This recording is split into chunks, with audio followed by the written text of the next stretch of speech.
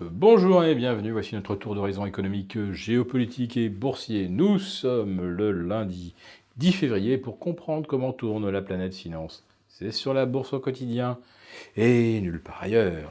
Et l'épisode du jour s'intitulera naturellement « Bonnes vacances ! La Fed veille au grain ».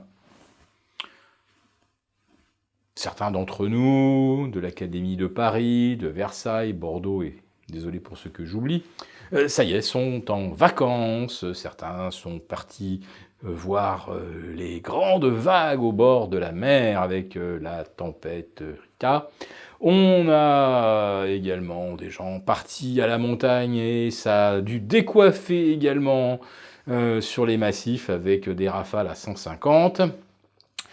Voilà, un grand bol d'air, c'est ce dont on avait besoin en ces temps un petit peu pollués par le coronavirus. Un grand bol d'air frais, ça ne peut que nous faire du bien.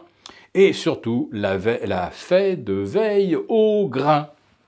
Est-ce que c'est la Fed qui a fait une déclaration en ce sens ? Eh bien, non, ce sont les stratèges des banques systémiques qui sont là pour relayer ce qui semble être la volonté immanente de la Fed, soutenir à tout prix les marchés si jamais ce fichu coronavirus devait nous faire douter d'un avenir radieux. Les banques centrales seront là.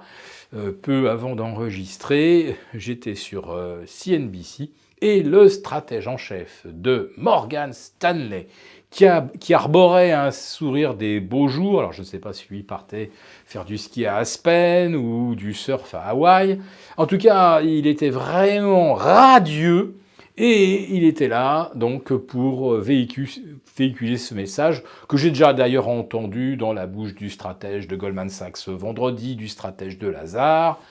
Nous vivons une époque formidable, totalement Goldilocks, avec une croissance robuste aux États-Unis.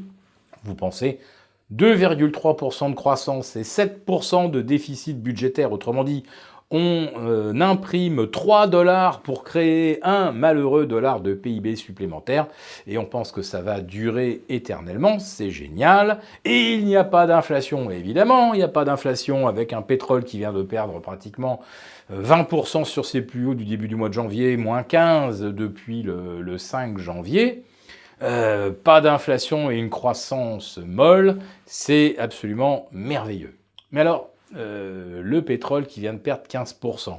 Alors, il y a d'abord eu l'affaire Soleimani, et puis après on s'est rassuré, non, les États-Unis ne vont pas bombarder l'Iran, même si ça ferait assez plaisir à des voisins du Proche-Orient. Donc on s'est un petit peu détendu sur le pétrole qui avait perdu 10%, mais depuis, ce qu'il a perdu en plus, les 10% supplémentaires, c'est bien le coronavirus. Et le pétrole ne se redresse toujours pas. Il a encore perdu du terrain la semaine dernière, alors que les indices boursiers ont gagné 3 à 4%. Alors je ne parle pas seulement des places européennes, hein, je parle du S&P, 4% de hausse sur le Nasdaq.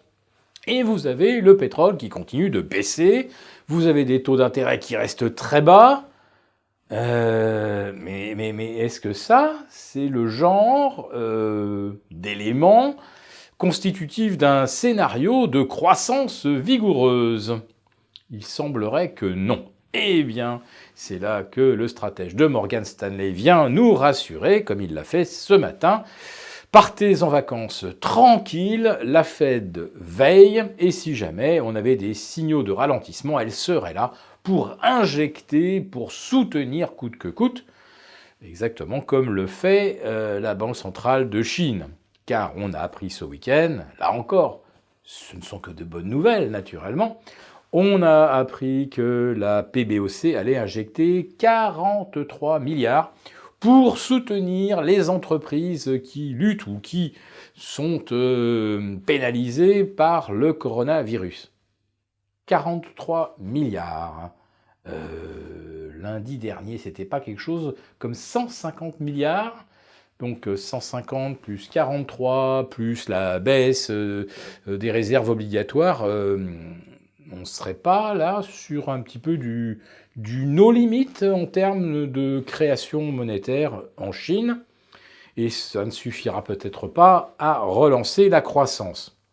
Alors heureusement que l'économie chinoise, c'est quelque chose en circuit fermé, et que le yuan, c'est la banque centrale qui décide chaque matin de sa valeur contre le dollar et contre l'euro, parce qu'avec ce qu'elle vient d'injecter en l'espace de 2 lundis, si c'était une monnaie librement négociée, je vous assure qu'elle serait largement tombée en dessous de 7,10 contre un dollar. Mais je vous rappelle que Trump n'a renoncé que tout récemment à qualifier la Chine comme pays manipulant sa devise. Parce qu'aujourd'hui, un yuan à 7,04, quand on crée 200 milliards de yuan en l'espace de 10 jours, c'est pas manipuler sa devise, hein, naturellement. Voilà, donc profitez bien de vos vacances, la Fed veille, la PBOC veille, et on imagine que la BCE ne resterait pas non plus les bras croisés, donc tout va bien. Voilà, si cette vidéo vous a plu, mettez-nous également un pouce, et puis pour participer à notre prochain live demain mardi à 11h30, eh bien abonnez-vous à la lettre confidentielle de Philippe Béchade, la seule lettre interactive du marché. À demain.